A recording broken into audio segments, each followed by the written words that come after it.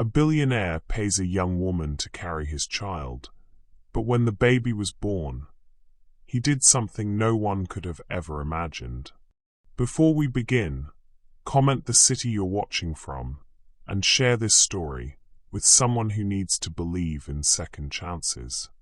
Let us begin with blessings. Dear Lord, I ask you to surround every person watching with peace, healing, and endless love. Amen. You are not just an audience. You are my family, the reason I push through on the hardest days. For those who are new here, welcome to the family. Please subscribe, say hello in the comments, and let's grow closer together. Each story I bring is my sacrifice and devotion. When you walk away early, it feels like my heart is left unheard. Please, stay with me through the journey until the very end. I love you always. Now let us begin. John Lewis was a 40-year-old billionaire who owned the skyline of Los Angeles, his name etched on glass towers and magazine covers. But that night, in his mansion of cold steel and silence, he stared into the void of his own life. A life where money had bought everything except the one thing he craved most: a child. He had built empires from nothing, but two losses haunted him: a broken marriage that left him cynical, and the death of his fiancée, Emily, whose absence was a wound time couldn't heal. To John, love was a risk he'd never take again, but a child was different. An heir, a legacy, a piece of himself that could outlast his empire. He didn't need a family or emotional chaos. He needed a contract, clean and controlled, just like every deal he'd ever made. That morning, John sat in his office, the city sprawling beneath him, and made a decision. He would hire a surrogate to carry his child. No attachments, no complications, just a transaction he could master. He contacted a private fertility agency, determined to find the perfect candidate. As he drove through the crowded streets of Los Angeles later that day, his mind was fixed on control, on plans, on certainty. But then, at a stoplight in a gritty corner of the city, he saw her. A young woman sketching on a tattered notebook, her dark eyes fierce with focus despite the chaos around her. Her name, he would later learn, was Layla Walker. She was 26, a nursing assistant from Atlanta, now barely surviving in a city that didn't care. Her hands moved with purpose, drawing light into a world that had left her in shadows. John tried to look away, to keep driving, but something about her stopped him cold. "This is absurd," he muttered, gripping the wheel. Yet, against his better judgment, he pulled over, rolled down the window, and called out to her. "Hey," he said, his voice sharp but unsteady. "I need to talk to you." Layla looked up, her gaze wary, sizing up the man in the sleek black car. "What do you want?" she asked, her tone soft but guarded, like someone who'd learned to expect disappointment. "Get in," he said, not used to being questioned. "I have a proposition, something that could change your life." She laughed, a dry sound that held no humor. "You don't even know me." John met her eyes, his usual confidence faltering for a split second. "Maybe not," he said. "But I know what I need, and I think you might need this too." Layla hesitated, her pencil still in hand, her sketch half finished. His words were a lifeline thrown into the chaos of her life, a life of debt, loss, and survival. But they also felt like a trap. She stood there, torn between the safety of her guarded world and the dangerous promise of his offer. As John waited for her answer, his mind drifted to the profiles he'd reviewed that morning. Dozens of candidates, each a name and a number, until Layla's file had stopped him. There was something in her story, in the resilience behind her eyes, that stirred a memory of someone he'd lost long ago. He pushed the thought away, but it lingered, pulling him toward a decision that felt less like control and more like fate. Layla Walker slumped into a cracked vinyl booth at a crowded Los Angeles diner, the kind of place where the coffee was bitter and the fluorescent lights buzzed like a headache. It was past midnight, and her double shift at the hospital had left her bones heavy, her feet aching in worn-out sneakers. The smell of grease and burned toast clung to the air, but she barely noticed. She stared at the scratched tabletop, her fingers tracing invisible lines, as if sketching could pull her out of the exhaustion that clung to her like damp clothes. At 26, life had already taught her to expect little, and it delivered even less. Her life was a borrowed corner of someone else's world.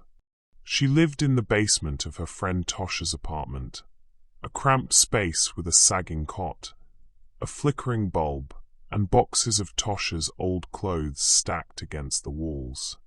Layla had moved to Los Angeles 2 years ago, chasing a fresh start after her mother's death.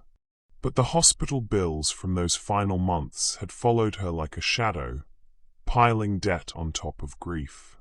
Every paycheck went to creditors, leaving her with just enough for bus fare and instant noodles. She was drowning, and no one was throwing a lifeline. Yet, in the quiet moments, Layla found refuge in her sketches. She carried a tattered notebook everywhere, filling it with drawings of things she could still see in her mind. Her mother's hands braiding her hair, the Atlanta skyline at dusk, or just light breaking through clouds. Art was the one place where survival didn't demand she shut off her heart. She'd once dreamed of studying at an art school, but dreams were luxuries, and Layla had learned to live without those. That night, back in Tosha's basement, Layla collapsed onto the cot, her uniform still smelling of antiseptic. Tosha, a loud and loyal bartender with a knack for finding trouble, burst through the door, waving her phone like it was a winning lottery ticket. "Girl, you gotta see this," she said, her voice cutting through the dim room. She shoved the screen under Layla's nose, displaying an ad from an elite fertility agency. Surrogacy. 6 figures. Full medical care, housing, the works. You'd be set. Layla squinted at the ad, her lips curling into a tired laugh. "Women like me don't get chosen by billionaires, Tosha. They want perfect, not this." She gestured vaguely at herself, her faded jeans, her braided hair coming loose, her life held together by sheer stubbornness. Tosha rolled her eyes. "You're young, healthy, and stubborn as hell. That's perfect enough. Just fill out the form. What's the worst that could happen?" Layla shook her head, but exhaustion made her reckless. She grabbed Tosha's phone and started typing, her answers short and honest. 26. Nursing assistant. No family. No criminal record. She didn't expect anything from it. Hope was a muscle she hadn't used in years. When she hit submit, she handed the phone back and turned away, already forgetting the ad as she reached for her notebook to sketch the curve of a crescent moon. Days later, her phone buzzed while she was wiping down a hospital bed. An unfamiliar number. A clipped voice on the other end. "Ms. Walker, we'd like you to come in for an interview. Tomorrow, 10 a.m. downtown." Layla froze, her heart thudding. She almost laughed again, thinking it was a scam. But the address was real. A sleek office building in a part of Los Angeles she'd only seen from bus windows.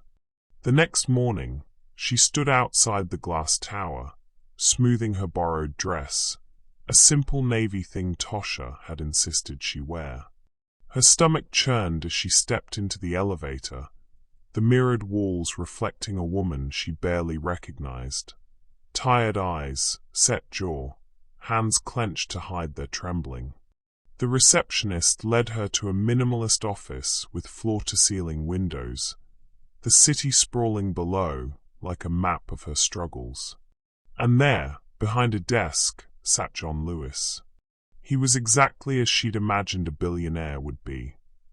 Sharp suit, sharper eyes, his presence filling the room like a storm cloud. His dark hair was streaked with premature grey, and his face was unreadable, carved from the kind of control that made people feel small. He didn't stand when she entered, just gestured to the chair across from him, her file open on his desk like a contract waiting to be signed. "Ms. Walker," he said, his voice calm but clinical, like a doctor delivering a diagnosis. "You applied to be a surrogate." "Why?" Layla sat, her hands folded tightly in her lap. She met his gaze, refusing to shrink. "I need the money," she said simply. "And I'm good at following rules." He raised an eyebrow, flipping through her file. "No family. No stable address. Medical history clean. But your financials?" He paused, his blue eyes flicking up to hers. "You're drowning." Her jaw tightened, but she didn't look away. "I'm surviving," she corrected, her voice soft but steady. "There's a difference." John leaned back, studying her. Something about her quiet defiance unsettled him, like a crack in his carefully built walls. He'd interviewed a dozen women that week, polished, predictable candidates who answered with rehearsed smiles. Layla was different. Her honesty wasn't calculated. It was raw, like she'd stopped caring what anyone thought of her. "This is a business arrangement," he said, his tone clipped. "You'll be compensated generously. Housing, medical care, a substantial payment at the end. But you will not have any rights to the child. No contact, no claims." "Understood." Layla's fingers tightened around the strap of her bag, her mind racing. The money could erase her debts, give her a chance to breathe, maybe even draw again without fear of the next bill. But his words, "no rights, no contact," felt like a door slamming shut. She thought of her mother, of the warmth of her voice, and wondered what it would mean to carry a child she'd never hold. "I'm not looking for rights," she said finally, her voice barely above a whisper. "I'm looking for peace." John's gaze lingered, a flicker of something, surprise maybe, or recognition, crossing his face. Her words echoed in the sterile room, simple but heavy, like a stone dropped into still water. He'd expected resistance, emotion, maybe even desperation. Instead, she gave him calm, a mirror to his own control, but softer, more human. It disturbed him in a way he couldn't name. He closed her file, his fingers precise. "You'll hear from my assistant," he said, standing to signal the end of the meeting. "The contract will be ready in 24 hours. Layla nodded, rising from the chair, her borrowed dress catching the light. She felt his eyes on her as she walked to the door, but she didn't turn back. The city hummed below, indifferent to her racing heart. She stepped into the elevator, her reflection staring back at her again, and whispered to herself, "What are you doing, Layla?" Behind her, in the office, John stood at the window, watching Layla's figure disappear into the crowd below. The profiles on his desk were forgotten, her file still open to a photo of her, those dark, resilient eyes that had stopped him that morning. He didn't believe in fate, not after everything he'd lost. But as the city lights blinked on, he found himself whispering, "Who are you?" The next morning, Layla sat in a sterile conference room on the 40th floor of a downtown Los Angeles skyscraper, her borrowed navy dress feeling tighter than it had yesterday. The air smelled of polished wood and expensive cologne, a world so far from her own that she felt like an intruder.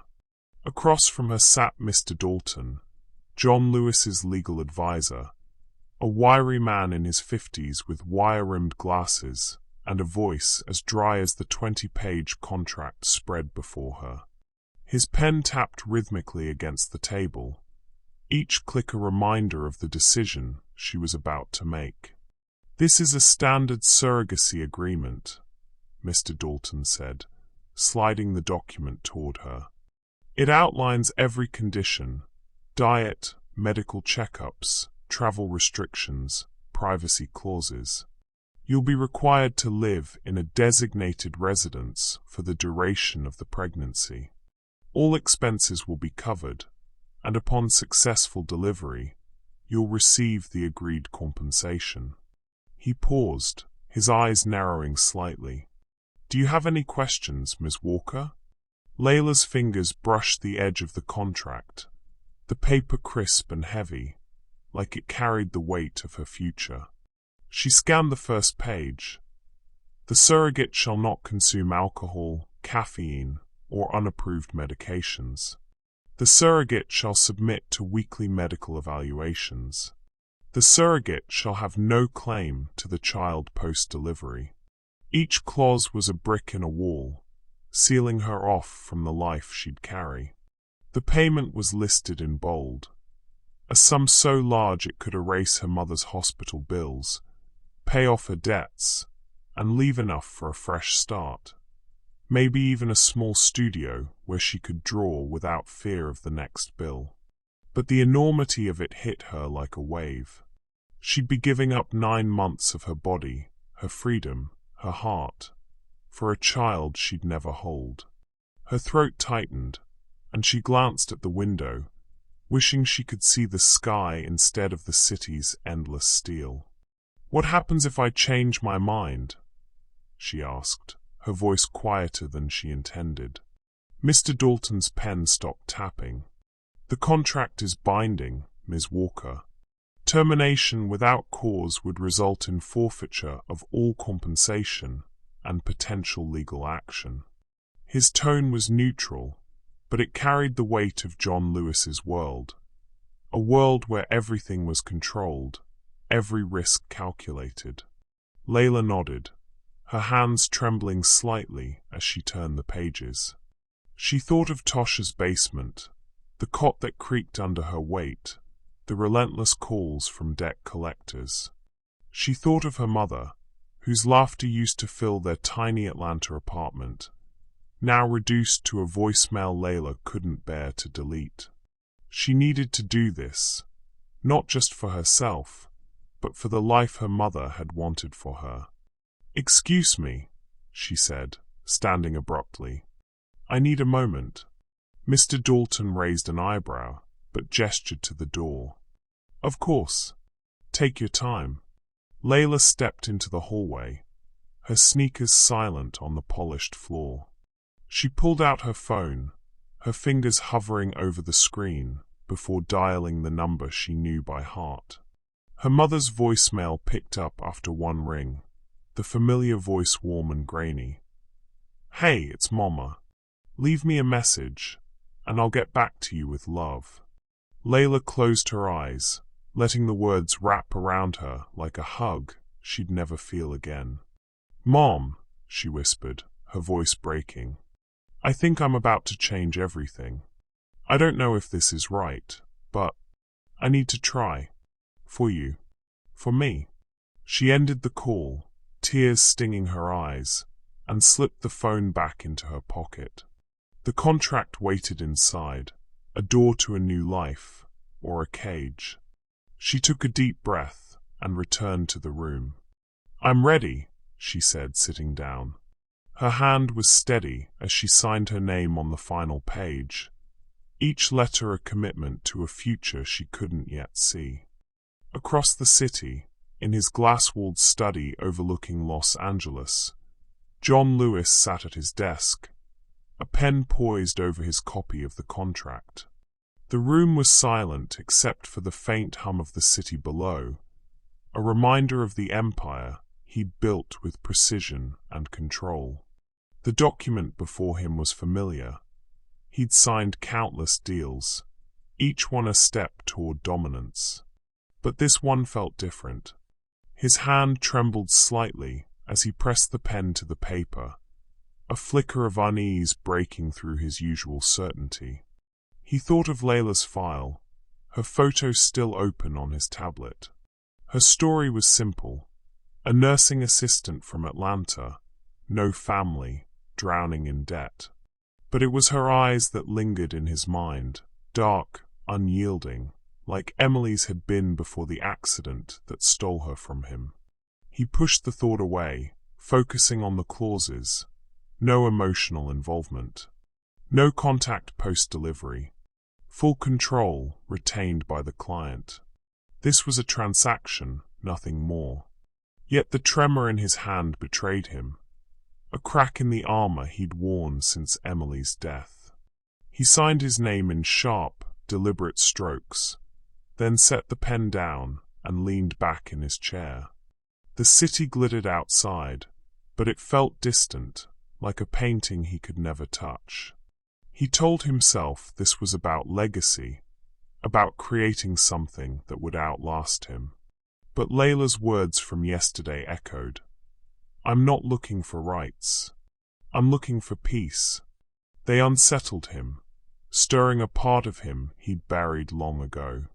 2 days later, Layla stood in the driveway of a secluded Malibu estate, her duffel bag slung over her shoulder. The house was a masterpiece of glass and stone, perched on a cliff overlooking the Pacific Ocean. The air smelled of salt and freedom, but Layla felt like a guest in someone else's dream. Karen Brooks, John's assistant, greeted her at the door. She was a tall woman in her 40s, with a warm smile that didn't quite reach her eyes. "Welcome, Ms. Walker," she said, her tone kind but professional. "I'll be your point of contact. Mr. Lewis prefers all communication to go through me." Layla nodded, her gaze drifting to the ocean beyond the house. "Does he ever come here?" she asked, unsure why she cared. Karen's smile tightened. "Mr. Lewis is very busy. He trusts me to handle everything." She handed Layla a folder. "Your schedule, medical appointments, meal plans, exercise routines. Will ensure you have everything you need." Inside, the house was as cold as it was beautiful, all sharp angles and white walls. Layla's room was larger than Tosh's entire apartment, with a bed draped in crisp linens and a window framing the endless sea. She set her duffel bag down, feeling small in the vast space. Karen showed her the kitchen, stocked with organic foods, and the small gym where a trainer would visit twice a week. Everything was planned, controlled, just as John had promised. Layla tried to settle in, but John's absence hung over the house like a shadow. He'd made it clear. This was business, nothing more. Yet she couldn't shake the memory of his gaze in that office, the flicker of something human beneath his cold exterior. She wondered if he was avoiding her because he didn't trust her, or because he didn't trust himself. That evening, after Karen left, Layla stood on the balcony, the Pacific stretching out before her like a canvas of blues and golds. The wind carried the scent of salt, and for the first time in months, she felt her shoulders relax. She pulled out her notebook, her fingers itching to draw the horizon, but instead, she just stood there, her hand resting on her stomach. "I'm carrying someone's legacy," she whispered, her voice swallowed by the waves. She didn't know then that this act, this contract, would soon carry her heart too. Months passed in the Malibu estate, each day blending into the next under the weight of routine. The IVF procedure had been a clinical success, confirmed by a doctor's calm announcement. "You're pregnant, Ms. Walker." Layla had nodded, her hand instinctively touching her still flat stomach, a mix of relief and fear settling in her chest. The contract was in motion, a machine of precision and control, just as John Lewis had designed it. But as her body began to change, so did the quiet corners of her heart, stirring with questions she hadn't dared to ask when she signed her name. John remained a shadow in her life, his presence confined to medical reports emailed by Karen Brooks, his assistant, and brief video calls that felt more like board meetings than conversations. His face filled the screen from his Los Angeles office, his blue eyes sharp and unyielding. His voice clipped as he reviewed her latest blood work or ultrasound results. "Everything's on track," he'd say, never smiling, never lingering. Layla would nod, her responses short, her gaze fixed on the camera rather than his face. She told herself it was better this way. A clean transaction, no mess, just as he'd promised. But the silence between his words felt heavier than it should, like a space waiting to be filled. Karen was her tether to the outside world, a kind but professional presence who drove Layla to weekly appointments in a sleek black SUV. The doctor's office was a sterile sanctuary of beeping monitors and cold gel, where Layla lay still as technicians mapped the tiny life growing inside her. Karen would sit in the waiting room, typing on her tablet, her warm smile fading into efficiency the moment the appointment ended. "Mr. Lewis will be pleased with the progress," she'd say, as if Layla's body were a project milestone. Layla didn't argue. She'd signed up for this, after all, a role, not a relationship. But the Malibu estate, for all its beauty, felt like a glass cage. The white walls and polished floors echoed with emptiness, and Layla's footsteps were the only sound most days. She filled her time sketching the ocean, the cliffs, the way light danced on the horizon, her notebook growing thick with images of a world she could still control. The contract dictated her diet, her exercise, her sleep, but her art was hers alone, a quiet rebellion against the rules that bound her. One overcast afternoon, after a routine checkup, Layla wandered the sprawling house, restless. Karen had left for the day, and the silence pressed against her like a weight. She pushed open a door she hadn't noticed before, tucked at the end of a hallway. The room beyond was different from the rest of the house, warmer, cluttered, alive. An art studio, its walls lined with canvases, paint tubes scattered across a wooden table. The air smelled of turpentine and possibility, and Layla's breath caught as she stepped inside, her fingers itching to touch the brushes. In the center of the room stood an easel, holding an unfinished oil painting. It was a woman's face, soft and sad, her eyes half-formed but haunting, as if they carried a story the artist couldn't finish. The brushstrokes were careful, almost tender, so unlike the cold precision Layla associated with John.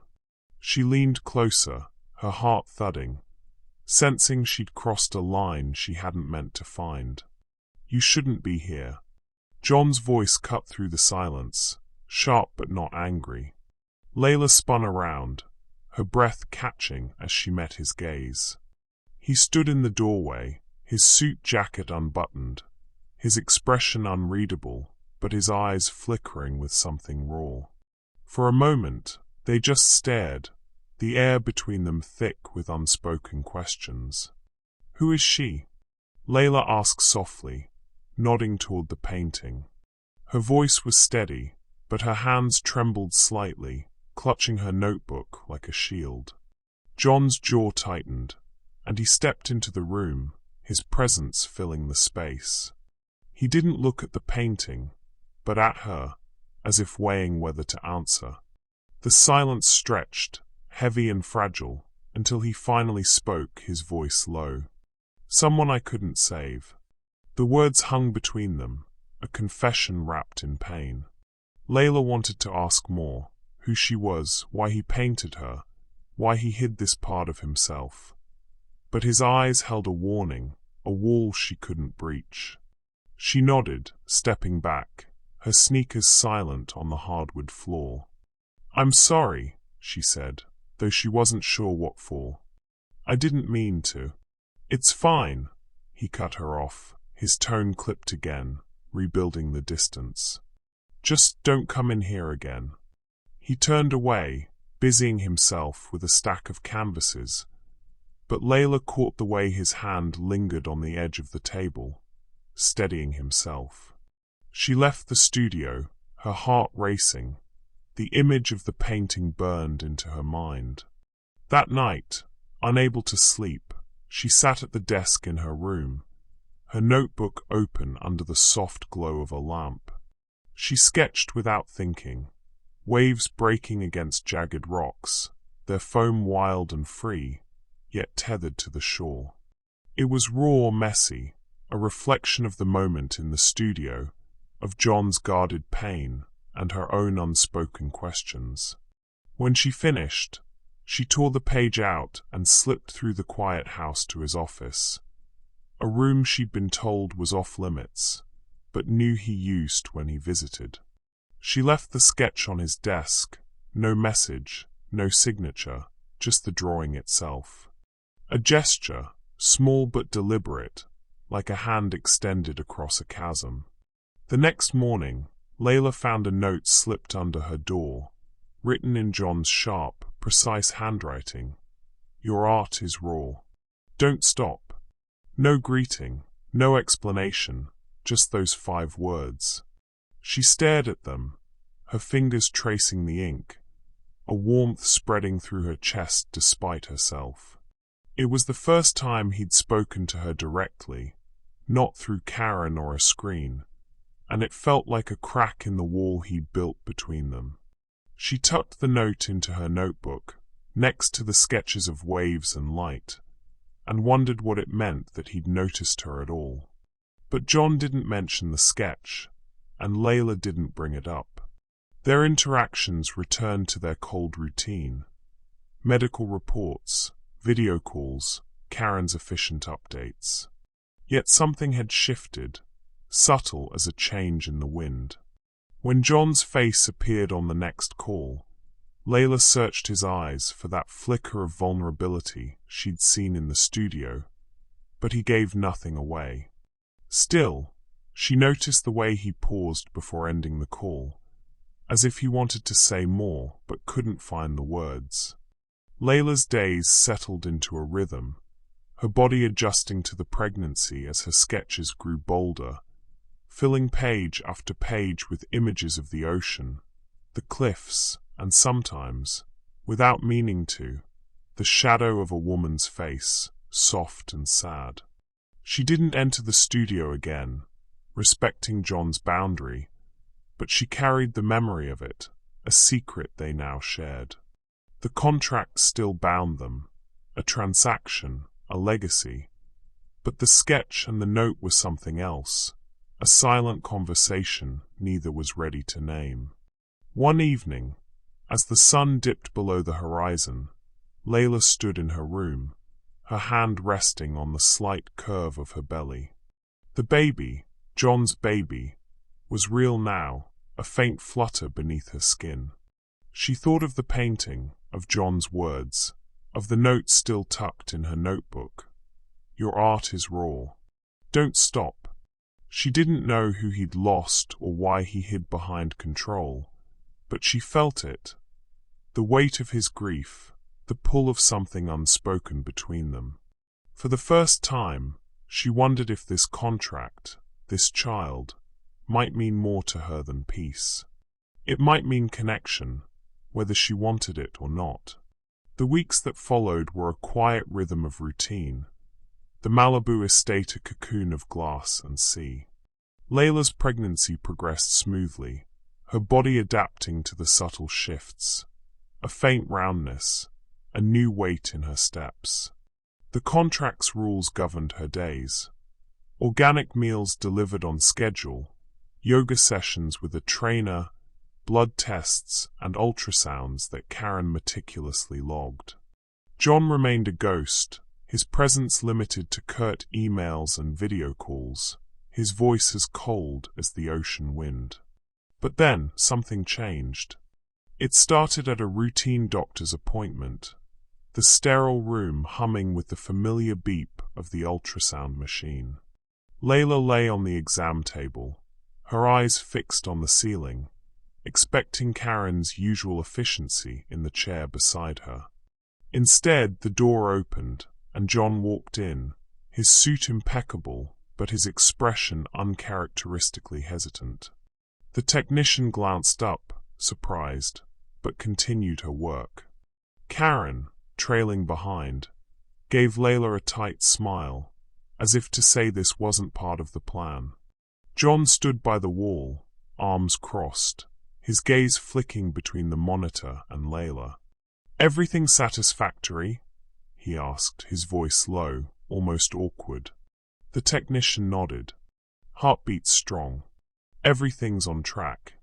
Layla met his eyes for a moment, searching for the man from the studio, but he looked away, nodding to Karen as if checking a box. He left without another word, but his presence lingered, a ripple in the sterile calm. Over the next few weeks, he appeared at more appointments, unannounced, his arrivals marked by the soft click of his polished shoes. He never stayed long, but his questions came, small and unexpected, like pebbles dropped into still water. "Are you sleeping well?" he asked one afternoon, standing by the exam room door as the doctor reviewed her chart. Layla blinked, caught off guard. "Well enough," she said, her voice cautious.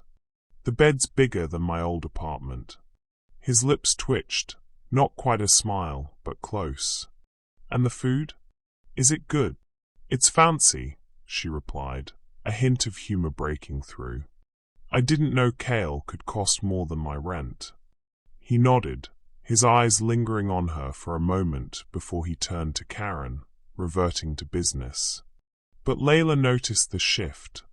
The way his questions weren't just about reports or results. They were about her, however small, and they carried a weight he didn't seem to understand himself. In the quiet of the estate, Layla began to see him differently. Behind the billionaire's polished exterior, the tailored suits, the clipped commands, was a man carved hollow by loss. His control, his distance, wasn't arrogance, it was armor. She saw it in the way he stood at appointments, always a step back, as if closeness might unravel him. She saw it in the studio's unfinished painting, the woman's face he couldn't complete.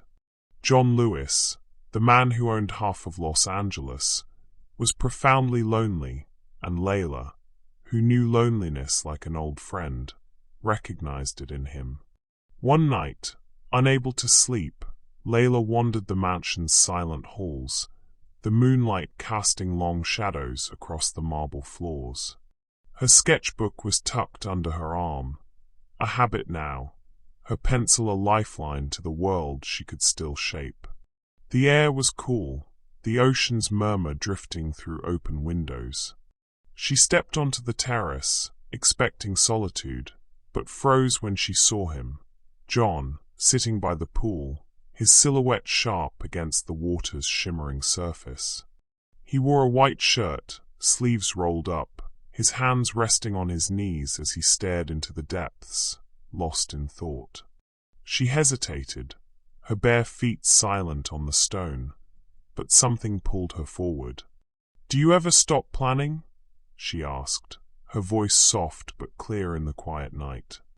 John's head snapped up, his eyes finding hers in the dim light. For a moment, he looked startled, like a man caught without his mask. Then his expression hardened, though not as much as before. "It's how I survive," he said, his voice low, almost a confession. Layla stepped closer, her sketchbook clutched to her chest. "No," she said gently. It's how you hide." The words hung between them, raw and unguarded, like the sketch she'd left on his desk weeks ago. John's jaw tightened, but he didn't look away. His eyes, usually so cold, held a flicker of something softer. Pain, maybe, or recognition. "You don't know me," he said, but there was no venom in it, only a quiet challenge. "I know enough," Layla replied, sitting on the edge of a lounge chair, her hands resting on her belly. "I know what it's like to carry something heavy, to keep moving, because stopping hurts too much." She paused, her gaze dropping to the pool, its surface rippling under the moonlight. "Who was she, John?" "The woman in the painting." He stiffened, his hands clenching briefly before relaxing. "Emily," he said finally, the name a weight he hadn't spoken in years. "My fiancée. She didn't make it." His voice was steady, but his eyes betrayed him, glinting with a grief he couldn't bury. Layla nodded, not pushing further. She understood loss, the way it carved out pieces of you and left them raw. "I lost my mom," she said, her voice barely above a whisper. "She was my everything. Sometimes I still talk to her voicemail, just to hear her laugh." John looked at her then, really looked, as if seeing her for the first time. The silence between them wasn't empty anymore. It was alive, charged with a shared vulnerability neither had planned for. "Why do you draw?" he asked suddenly, his tone softer than she'd ever heard. "Even now, with all this, why?" Layla's fingers tightened on her sketchbook. "Because it's mine," she said. "The one thing no one can take. Not debt, not grief, not contracts." She smiled faintly, a small act of defiance. "It's how I survive." John's gaze held hers, and for a moment, the distance between them, billionaire and surrogate, control and surrender, seemed to dissolve. It wasn't romance, not yet, but something deeper, more human, like two souls recognizing each other in the dark. He stood, his silhouette towering against the moonlit pool, and nodded. "Get some rest," he said, his voice gentle but final. "You need it." She watched him walk back into the house, his steps deliberate, but she caught the way his hand brushed the doorframe, steadying himself. Layla stayed by the pool a little longer, the night air cool against her skin. She opened her sketchbook, her pencil moving almost on its own, tracing the outlines of two hearts. One whole, its curves smooth and unbroken, the other fractured, its edges jagged but still beating. She didn't know why she drew it, only that it felt true, a reflection of the man who hid behind plans and the woman who carried his child, their worlds colliding in ways neither could control. The next morning, John didn't mention the conversation, and Layla didn't expect him to. He returned to his video calls, his questions about her health clipped but consistent. But something had shifted, subtle as the tide. At her next appointment, he lingered longer, asking about her cravings. "Pickles and ice cream, really?" with a trace of amusement in his eyes. Layla answered with a laugh, the sound surprising them both. Karen raised an eyebrow, but said nothing, her tablet forgotten for a moment. Layla's sketches grew bolder, filling her notebook with images of the ocean, the pool, the fractured heart she couldn't stop drawing. She left another sketch on John's desk one evening. A single wave, curling toward the sky, unfinished but alive. He didn't acknowledge it, but she found a new set of pencils in her room the next day, their tips sharp and untouched, a silent reply. Their connection was wordless, fragile, built on glances and gestures, but it was there, growing like the life inside her. As the weeks passed, John's visits to the estate became more frequent. though he never admitted it was anything more than oversight. Layla began to notice the small things. The way he paused before leaving an appointment. The way his voice softened when he asked about her day. She saw the loneliness he carried, the grief he hid behind plans, and it mirrored her own. A reflection she hadn't expected to find in a man who seemed to have everything. One evening, alone in her room, Layla sat with her sketchbook, the twin hearts staring back at her. The whole heart felt like the child she carried, pure and unscarred. The fractured one was John's, maybe hers too, pieced together but still aching. She traced the lines, her fingers steady, and whispered, "What are we becoming?" The question hung in the air, unanswered, but it carried a weight she couldn't ignore. This contract, this child, was no longer just a transaction. It was a bridge, fragile but real, between two worlds that were starting to collide. The ultrasound room was a familiar cocoon of beeping monitors and sterile air, the hum of machinery a steady backdrop to Layla's routine visits. She lay on the exam table, her hands folded over the gentle curve of her belly, now more pronounced at 5 months. The gel was cold against her skin, but she barely noticed, her eyes fixed on the ceiling as the technician moved the wand with practiced ease. Karen sat in the corner, her tablet glowing with notes. But today, John was there too, standing by the door, his arms crossed, his presence a quiet disruption. He'd been showing up more often, unannounced, his questions about her sleep or cravings lingering like threads he didn't know how to weave. The technician paused, her brow furrowing as she adjusted the screen. Layla's heart quickened, a flicker of worry sparking in her chest. "Is something wrong?" she asked, her voice tight. The technician turned, a smile breaking across her face. "Not at all," she said, her voice warm. "Congratulations, you're having twins." Layla's breath caught, a laugh bubbling up through sudden tears. "Twins?" she repeated, her hand pressing against her belly, as if she could feel them both now. 2 lives fluttering beneath her skin. Joy and fear crashed together, a wave of emotion she hadn't expected. She looked at the screen, where 2 tiny forms pulsed with life, their heartbeats a duet that filled the room. Her tears fell freely, a mix of awe and terror at the weight of what she carried.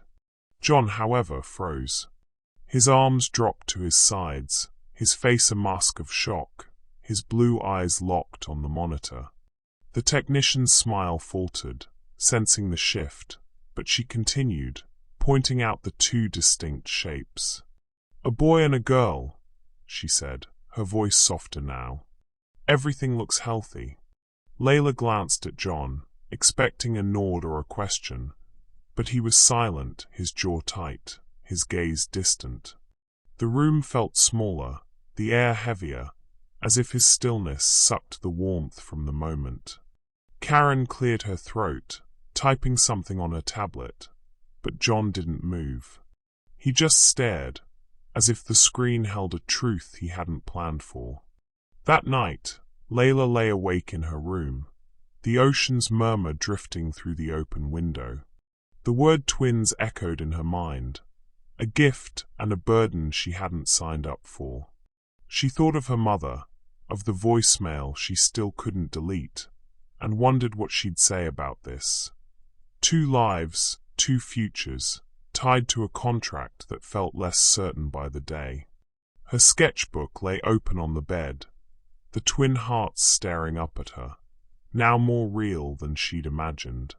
She wanted to draw, to capture this feeling, but her hands stayed still, overwhelmed by the weight of it all. Across the estate, John couldn't sleep. He stood in his study, the ultrasound photos pinned to a corkboard, their grainy images illuminated by the soft glow of a desk lamp. 2 heartbeats, 2 lives. He'd planned for 1 child, one heir, a single thread to carry his legacy. This was chaos, a variable he hadn't calculated, a crack in the control he'd built his life around. He traced the outlines of the twins on the photos, his fingers trembling slightly, the same tremor he'd felt when he signed the contract. He'd mastered empires, turned millions into billions, but this, two miracles, unasked for, felt like a force he couldn't contain. He thought of Emily, her laughter, her warmth, the way she'd dreamed of a family they never got to build. He'd buried that dream with her, locking it away behind glass walls and ironclad plans. But now, staring at the ultrasound, he felt it stir, not just the loss, but the longing. 2 children, 2 futures. It was more than he'd bargained for, and it terrified him in a way no boardroom ever had. The next morning, John appeared at Layla's door, his knock sharp but hesitant. She opened it, surprised, her hair loose around her shoulders, her eyes still red from the night's emotions. He stood in the hallway, his suit pristine but his expression softer than usual, like a man caught between worlds. "I'll make sure everything you need is doubled," he said, his voice steady but quieter than she expected. "Clothes, supplies, medical care, anything. Just tell Karen." Layla studied him, noting the faint lines around his eyes, the way his hands stayed in his pockets, as if anchoring himself. She smiled, a small, knowing curve of her lips. "Some things can't be doubled, John," she said softly. "Like peace." His gaze met hers, and for a moment, the air between them hummed with something unspoken. He didn't argue, didn't retreat to his usual control. Instead, he nodded, a gesture so slight it might have been missed if she hadn't been watching. "Come with me," he said, turning down the hallway. Curious, Layla followed, her bare feet silent on the cool marble. He led her to a door near her suite, one she'd assumed was a closet. When he opened it, she gasped. It was a studio, smaller than his but warm and alive, with sunlight streaming through a skylight. Canvases lined the walls, a wooden table held jars of paint, brushes, and sketch pads, and an easel stood in the center, empty, waiting. The air smelled of fresh wood and possibility, a mirror to the studio she'd stumbled into months ago. "Why?" she asked, her voice barely above a whisper, her hand resting on the doorframe. John stood by the window, his back to her, the ocean glinting beyond. "Because it feels right," he said quietly, the words carrying a weight she hadn't heard from him before. He turned, his eyes meeting hers, and for a moment, she saw the man from the poolside, the one who'd admitted he was hiding. "You said your art is how you survive. So, keep surviving." Layla's throat tightened, her fingers itching to touch the brushes, to claim this space as her own.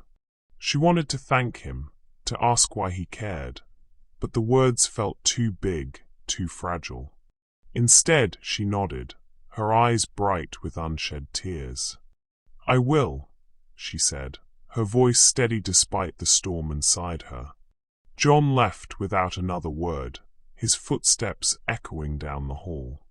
Layla stepped into the studio, running her fingers over the paint tubes, their colors vibrant and untouched.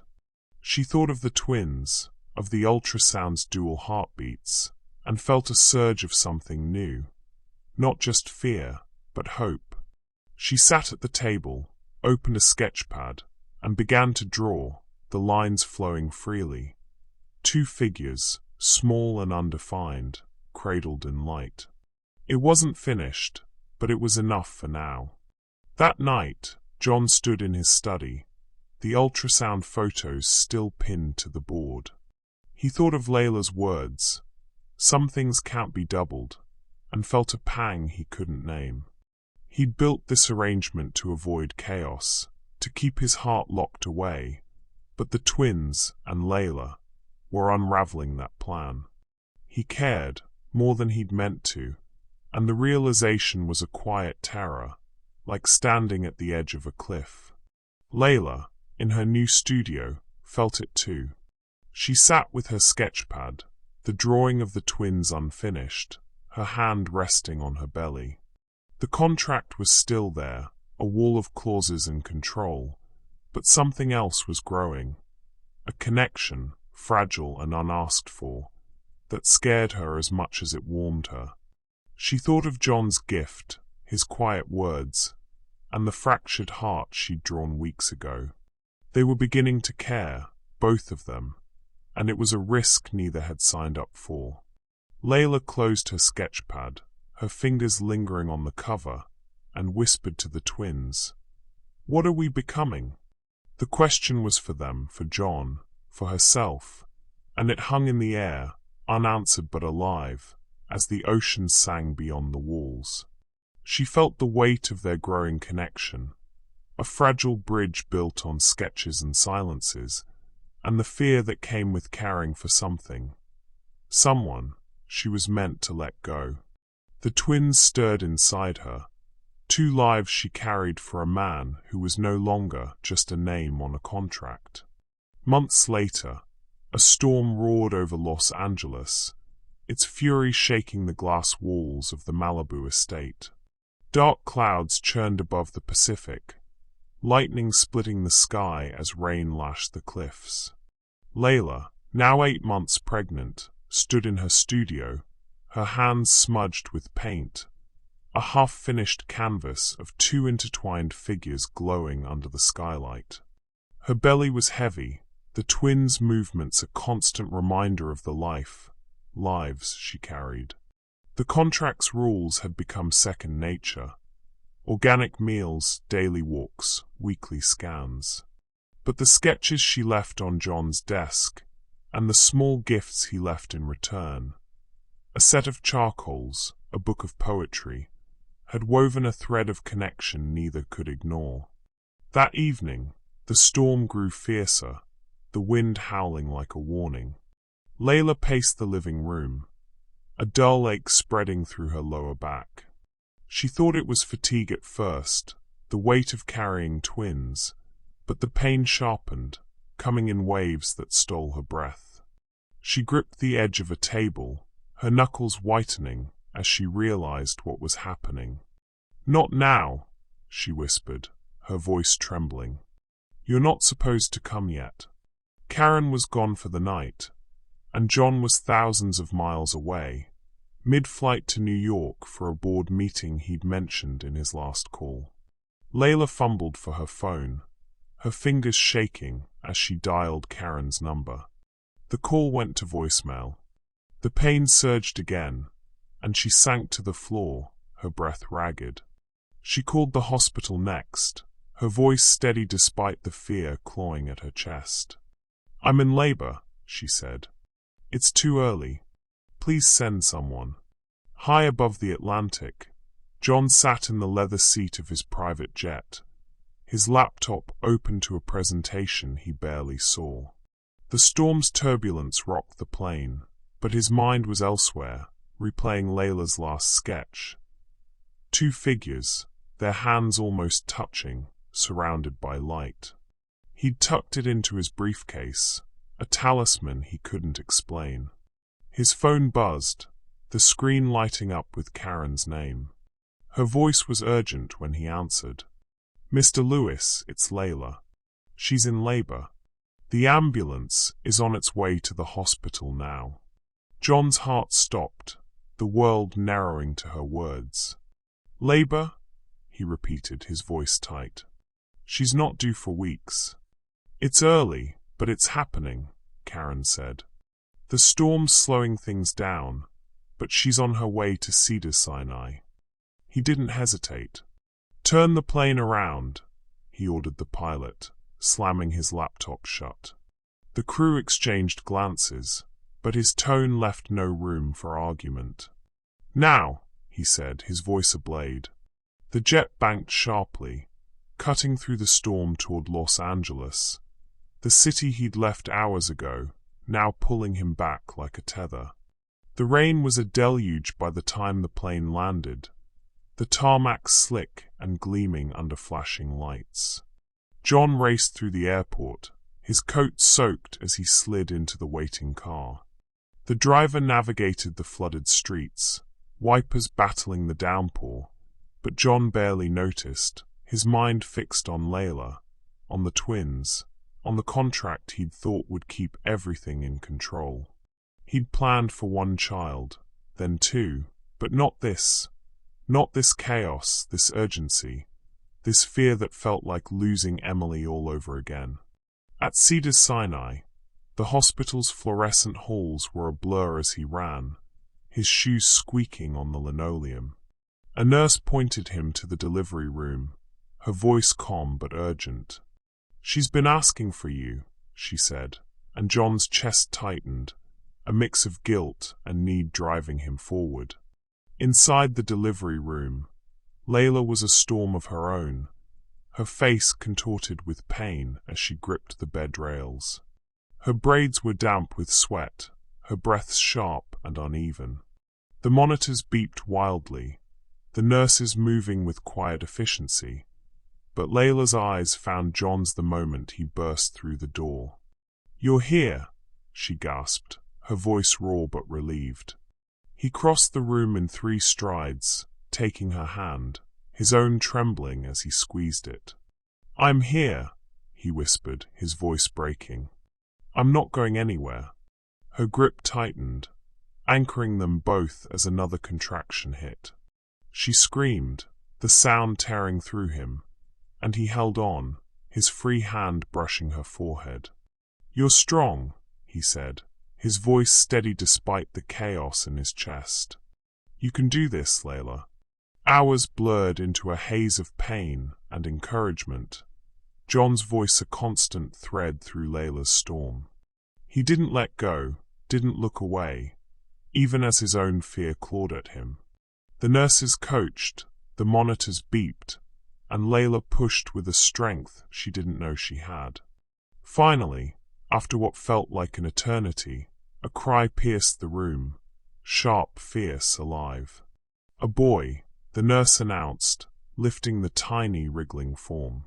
Moments later, another cry followed, softer but just as strong. "A girl." Layla collapsed against the pillows, tears streaming down her face as she laughed, exhausted and overwhelmed. The nurses placed the twins in a warmer, their cries a duet that filled the room with life. John stood frozen, his hands still holding Layla's, his eyes locked on the babies. They were small, perfect, their tiny fists waving as if claiming their place in the world. Tears fell silently down his cheeks, unbidden, unstoppable. "She has Emily's eyes," he whispered, his voice barely audible, his gaze fixed on the girl. The resemblance was a knife, cutting through years of buried grief. He saw Emily in the soft curve of her daughter's face, in the way her eyes seemed to hold a quiet wisdom, even now. Layla watched him, her own tears falling, her heart aching with a love she hadn't meant to feel. The twins were hers, not by contract, but by the months she'd carried them, the flutters she'd felt, the sketches she'd drawn. She wanted to reach for them, to hold them, but the weight of the contract loomed, a wall she couldn't cross. John moved before anyone could stop him. He reached into his briefcase, pulling out the contract, the 20-page document that had defined their world. The nurses froze, Layla's breath caught, and Karen, standing by the door, gasped as he tore it in half, the sound sharp and final in the quiet room. The pieces fluttered to the floor, useless now. "This contract doesn't matter anymore," he said, his voice raw but certain. He turned to Layla, his eyes shining with tears. "You're their mother." Layla stared at him, speechless, her heart pounding. The words were a gift, a weight, a truth she hadn't dared hope for. "John," she whispered, her voice breaking. You don't have to do this. I know, he said, his gaze steady, holding hers. But I want to. They're yours. They're ours. The room was silent except for the twins' soft cries, the storm outside fading to a distant rumble. Layla reached out, her hand trembling as she touched John's arm, a gesture of gratitude, of connection, of something neither could name.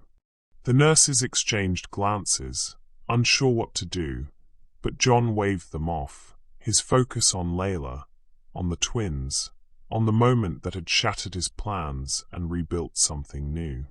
He sat beside her, his hand still in hers, and they watched the twins together, their tiny chests rising and falling.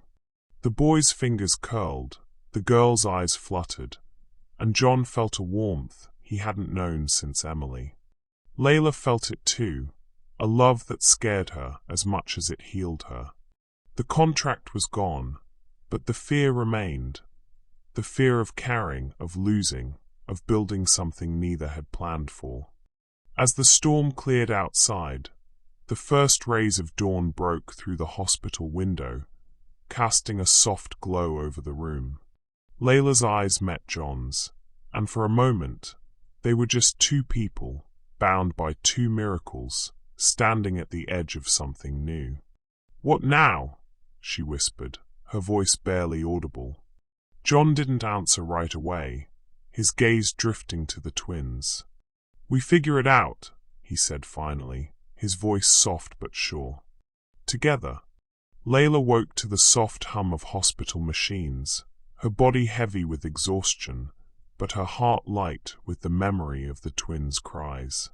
The room was dim, the storm's fury now a distant murmur, replaced by the quiet rhythm of her own breathing. She turned her head, expecting to see a nurse or Karen, but instead she saw John. He sat in a chair by the window, his suit jacket discarded, his sleeves rolled up, cradling both babies in his arms.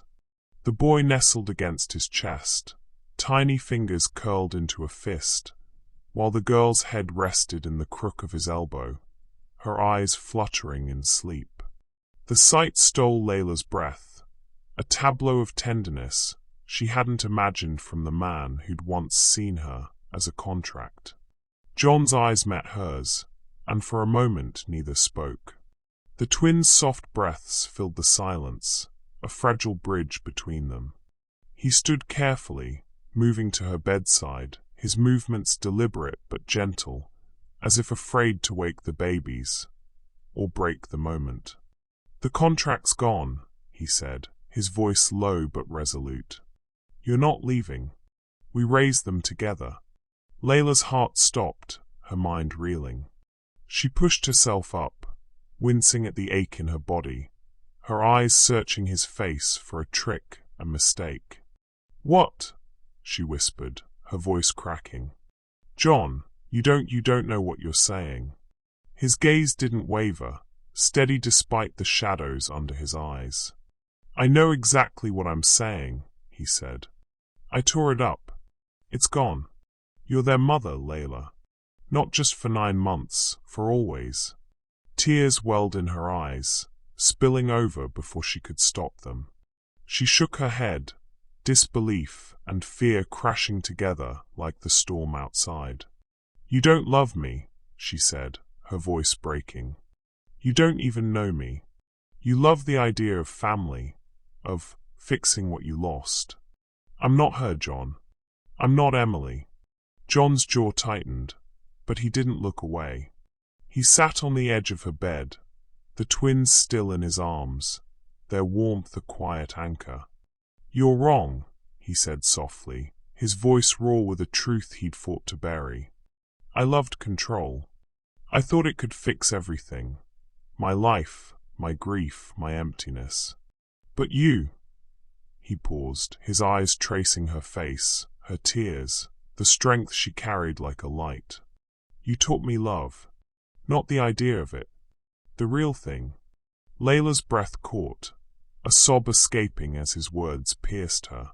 She'd spent months guarding her heart, telling herself this was a transaction, a means to survive.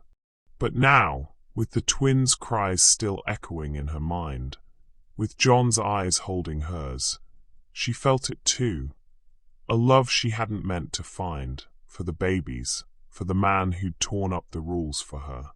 It was overwhelming, terrifying, a leap she wasn't sure she could take. "What if we fail?" she whispered, her voice trembling. "What if we hurt them?" John's hand reached for hers, his touch warm and steady. The twins nestled between them. "We won't," he said, his voice firm but gentle.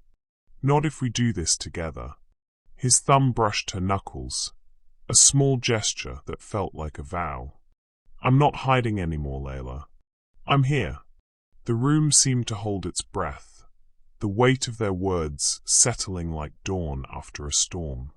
Layla looked at the twins, their tiny faces so new yet so familiar, and felt her heart crack open. She'd carried them for months, drawn their heartbeats in her sketchbook, whispered to them in the dark. They were hers, not by contract but by love, and John's words made it real. She nodded, tears streaming down her face, and squeezed his hand. "Okay," she whispered. Together. Their eyes held, two people who'd started as opposites. A billionaire bound by control, a woman fighting to survive, now united by vulnerability, by the twins, by a choice neither had planned.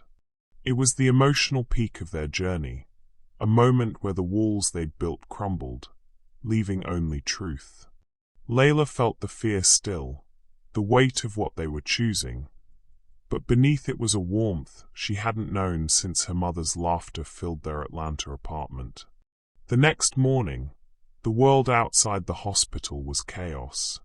Headlines screamed across news outlets and social media. Billionaire gives up custody of his own twins.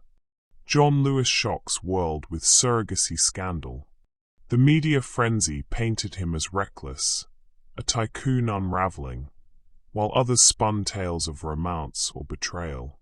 Reporters camped outside the hospital, their cameras flashing like vultures circling. Ex-posts buzzed with speculation, some praising his humanity, others calling it a publicity stunt. John ignored it all. He'd faced media storms before, weathered boardroom battles and market crashes, but this was different. This wasn't about control or power.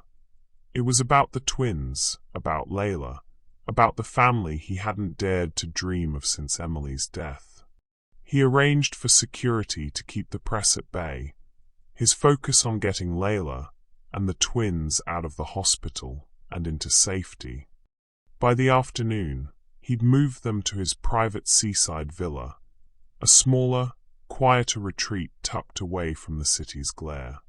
The villa was warm, unlike the Malibu estate's cold grandeur, with wooden floors, soft curtains, and a terrace overlooking the Pacific.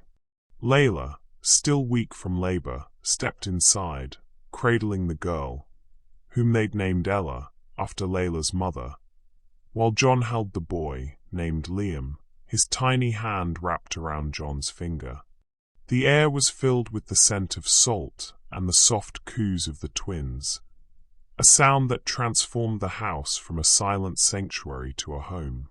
For the first time, John's world echoed with laughter. It started with Layla, a tired but genuine chuckle as Ella squirmed during a diaper change, her tiny face scrunching in protest. John watched, his own lips curving into a smile, then a laugh, rusty, unfamiliar, but real, as Liam kicked his legs, smearing formula on John's shirt. Layla caught his eye, her laughter growing, and the sound wove between them, a melody that filled the villa's corners and chased away the ghosts of silence. They settled into a rhythm, tentative but real.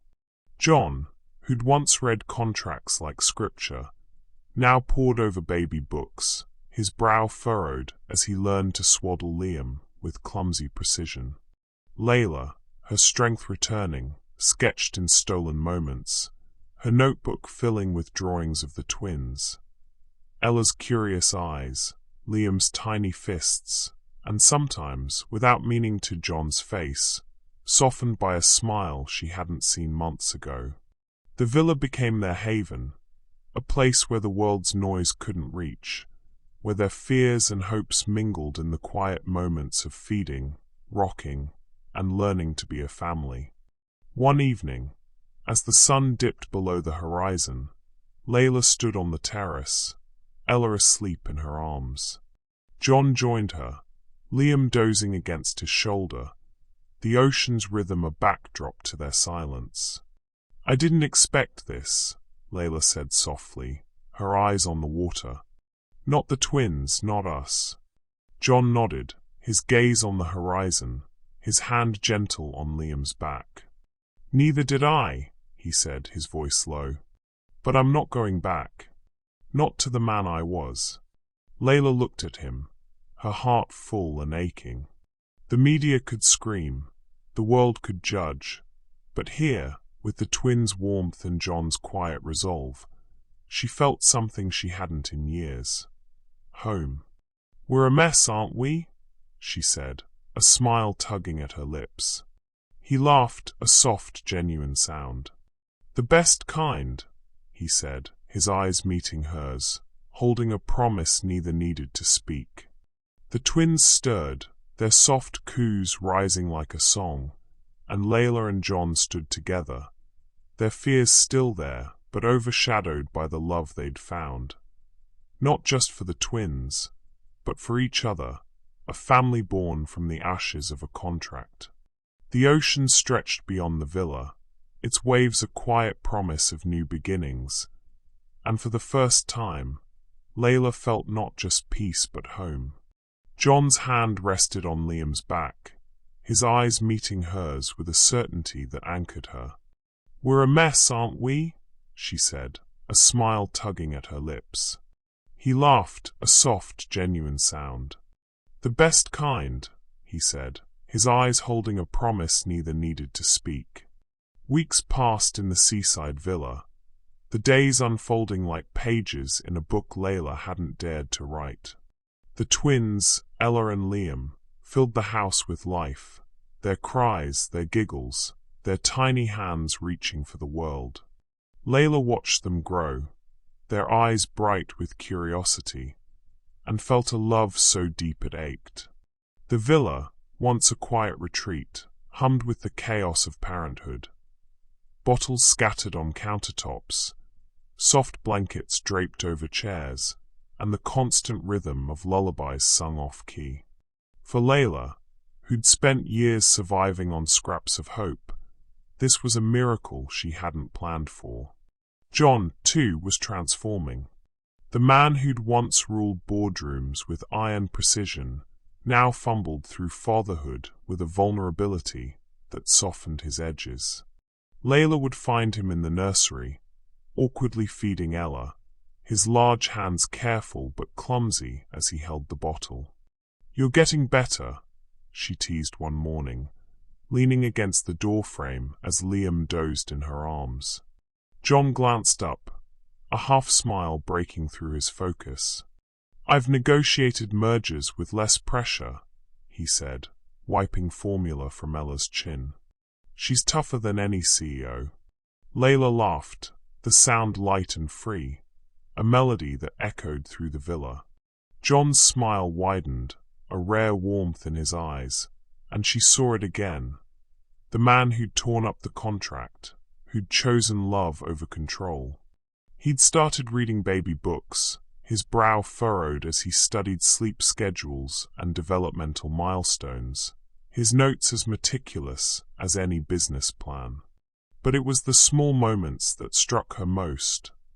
John rocking Liam to sleep, humming a tune he didn't know the words to, or pausing to watch Ella's tiny fingers curl around his thumb, his face softening with a wonder he couldn't hide.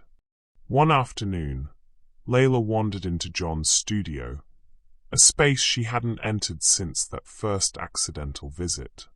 The door was ajar, and she found him there, standing before an easel, a brush in his hand. The canvas held the beginnings of a new painting. Not Emily's face, but a vibrant seascape, waves crashing under a sky streaked with gold. He turned, catching her gaze, and didn't flinch. "I thought I'd try again," he said, his voice quiet but steady. "It's been a while." Layla stepped closer, her heart swelling. "It's beautiful," she said, her fingers brushing the edge of the canvas. "You're painting life now, not loss." He looked at her, his eyes holding hers, and nodded. "Because of you," he said, so softly she almost missed it. The words lingered, a thread tying their past to this moment, and Layla felt the weight of their journey. From a contract to this, a shared life built on trust. That evening, as the sun dipped toward the Pacific, Layla stepped onto the villa's terrace, the air cool and salted. John stood there, his silhouette framed against the fading light, his hands in his pockets as he stared at the ocean. She joined him, her bare feet silent on the stone, her heart full but steady. "You gave up everything," she said, her voice soft, echoing the words she'd carried since the hospital. "Your control, your empire's image, everything." John turned, his eyes meeting hers, the blue softened by the sunset's glow. "No," he said, his voice low but certain. "I finally got everything that matters." He stepped closer, his hand brushing hers, a touch that felt like a promise. "You, Ella Liam, you're my empire now." Layla's breath caught, tears prickling her eyes. She wanted to argue, to say it was too much, too fast, but his words were a truth she couldn't deny. They'd started as strangers, bound by a contract, but now they were something more, a family, messy and real, built on the ruins of their old selves. She smiled, her hand squeezing his, and for a moment, they stood in silence, the ocean singing their story. Months later, the garden overlooking the Pacific was alive with soft light and laughter. An intimate wedding unfolded under a canopy of white flowers, the air scented with jasmine and salt. Layla stood in a simple white dress, its fabric flowing like the waves below, her braids adorned with tiny pearls. Ella and Liam, now 6 months old, giggled in matching outfits. Tiny white rompers embroidered with seashells, cradled by Tosha and Karen, who'd become unlikely allies in this new chapter. A small group of friends gathered, their faces warm with joy, the media's noise a distant memory. John stood before Layla, his suit simple but elegant, his eyes never leaving hers. The officiant spoke of love and commitment, but it was John's vows that cut through the moment, his voice steady but thick with emotion. "You were supposed to carry my child," he said, his hands holding hers, the twins' laughter a soft backdrop. "Instead, you carried me back to life." Layla's tears fell, her smile trembling as she squeezed his hands. "You gave me a family," she whispered, her voice breaking. "Not just them, but you." She glanced at Ella and Liam, their eyes bright with the innocence she'd once lost. "I was supposed to give you a legacy. You gave me a home." They exchanged rings, simple bands etched with waves, a symbol of the ocean that had witnessed their journey. The officiant pronounced them married, and the small crowd cheered. But Layla and John barely noticed. Their world narrowed to each other and the twins. They kissed, soft and certain, the taste of salt and promise on their lips, and the garden erupted in applause, Ella and Liam's giggles rising above it all. As the sun sank below the horizon, painting the sky in hues of gold and pink, Layla stood at the garden's edge, watching John play with the twins. He lifted Ella high, her laughter a bright chime, while Liam tugged at his tie, his tiny face scrunched in determination. John's laughter joined theirs, a sound Layla had never thought she'd hear from the man who'd once been a stranger. She smiled, her heart full, the woman who'd once been paid for a life now living one filled with love. The ocean whispered below, its waves a reminder of the storms they'd weathered, the contract, the loneliness, the fear of carrying. Layla's sketchbook, tucked under her arm, held the story of their journey. Twin hearts, waves, a seascape unfinished but alive. She was no longer the nursing assistant drowning in debt, nor was John the billionaire hiding behind control. They were a family, reborn in the light of love they'd fought to claim. Dear viewers, what would you have done if you were in Layla's place? Would you trust a man who once saw you as a contract? Share your thoughts in the comments. And remember, sometimes the richest hearts are the ones that had to learn what money could never buy: love.